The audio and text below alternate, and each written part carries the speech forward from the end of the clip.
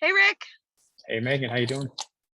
I'm doing well. I am apologize to everybody for my location today, but I had to go to the DMV and it just doesn't always work out the way that you hoped it would. But I have good news for everyone in Anaheim and Fullerton and Buena Park. We have our own Anaheim DMV now, Nice. and it's pretty sweet actually. I think all they do are licensing things and like driving tests, but like the written tests.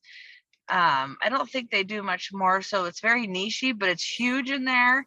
And every time I've gone, I haven't spent that much time there. So I'm happy Whew, that that's good.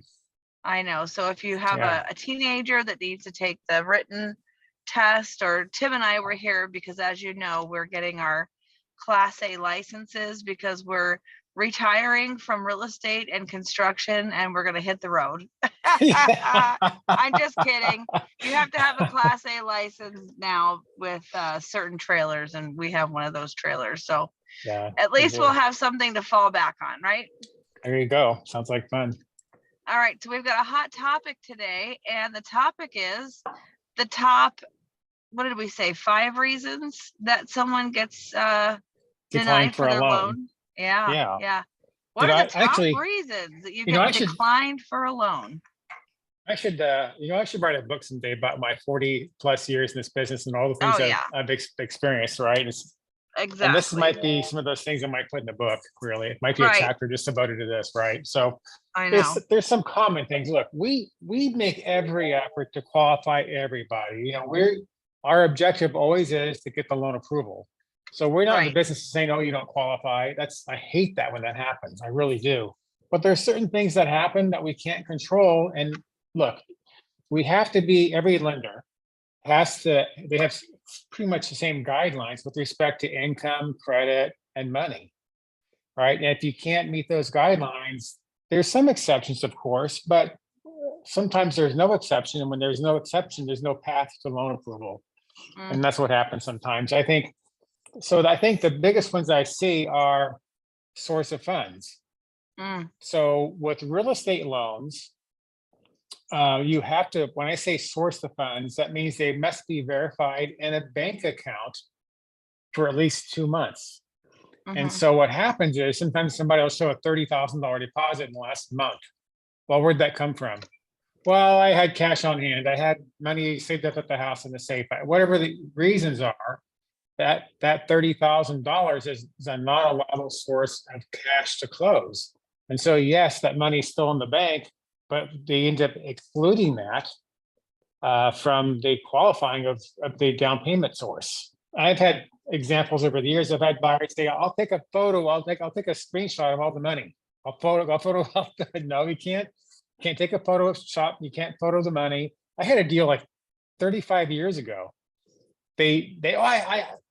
True story. They had the money buried in the backyard, Yeah. Yeah. and they said, "Oh, we can't use it." And they brought in remember those old big 5-pound Folgers coffee cans? Oh my gosh. They brought it into the office. It's all rusted out and dirty with the cash in it to prove they had the cash. So what's the Well, reason? Why can't use can't it. we just use the money that we have? And why do we have to explain to everybody where the money came from? What's the reason behind all of that? There's a couple of reasons for it. The big reason with the agencies, they want to be sure that you're not borrowing that money for the down payment because they So want to they make don't sure you wait, don't have an additional obligation. they've approved you on a certain income to debt ratio, and they want to make Hmm. sure that you're not actually accumulating more debt Hmm. to accumulate more debt, and they want to make sure that you can pay your bills. Okay, all right, that's Right. one And thing. the other answer to that question, though, Megan, is guess what? Money laundering. Yeah, You exactly. can't get money from other sources and then use that to go buy properties. That's really Exactly. the Yeah. answer. You can't Yeah. walk in with a suitcase of cash. Even No. if you walk into the bank with a suitcase of cash, there's paperwork you have to fill out Oh, big and problem. explain where you got all this money from. So, yes. All Yeah. right. So that's the Source of reason. funds. Good. All right. What's the next reason? Source of funds, employment. Hmm. Um, people change jobs, and that's the, by the way, again, there's exceptions to everything. You can change jobs. We do lots of loans where they change jobs even during the course of escrow. However, in a real estate loan, you want to show a 2-year history of employment.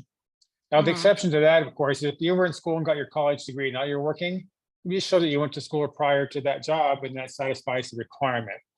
But what you can't do is go from working at a retail store for 2 months, and then now you're working, now you're driving through Uber for 6 months, and now you're off, selling something door to, whatever the situation is. It's not a history of employment that's acceptable. You can't just keep changing types of work. Right. Okay, so it's got to be consistent. It's got to be a consistent type of work that you're doing with a consistent pay over a 2-year period. The other one is that sometimes, let's say, for example, husband and wife are buying a house, and the wife decides they've got kids at home. They go, well, I want to work part-time now. You can work part-time, but what happens is they have full-time employment, then they go to part-time status. Now those part-time earnings are not allowable earnings. When they are allowable, so they've been there for 2 years as part-time, that is an allowable earnings. But if you've been in that job less than 2 years on a part-time basis, that's not income that's going to be allowable. Interesting. Okay. Yeah. And of course, sometimes people have poor credit. We get that sometimes. I mean, you can have lower credit scores and get loans approved to be down even a 600 credit score. But sometimes people have large, for example, judgments. If you've got a large judgment, you've got to pay that judgment off. Yeah, you've got a judgment, you've got liens, child judgments, support. Yeah. things like that. So it's not always so much the lower credit score, it's what's on that credit. Judgments, child support liens, things like that. Those tend to be more problematic. Right. Yeah. Those are the big ones, really. Well, that So makes it's employment, sense. credit, cash. Those are the big ones. I love it. Well, that's been very informative. So basically, if you're going to buy a house, even if it's in the next year, but you also have some things planned, making some moves, maybe with money or employment, that you ought to call your loan officer well ahead of time and help strategize so that you don't lose your opportunity to become a homeowner because of some simple thing that could have been avoided. Exactly. Good advice, Megan. I love it. Well, thanks, Rick. Thanks for your time today, your expertise. Thank you. You're just Appreciate the best. Have a wonderful week, and we will see you next week. Great. Thanks. Talk to you later. See ya. Talk to you later.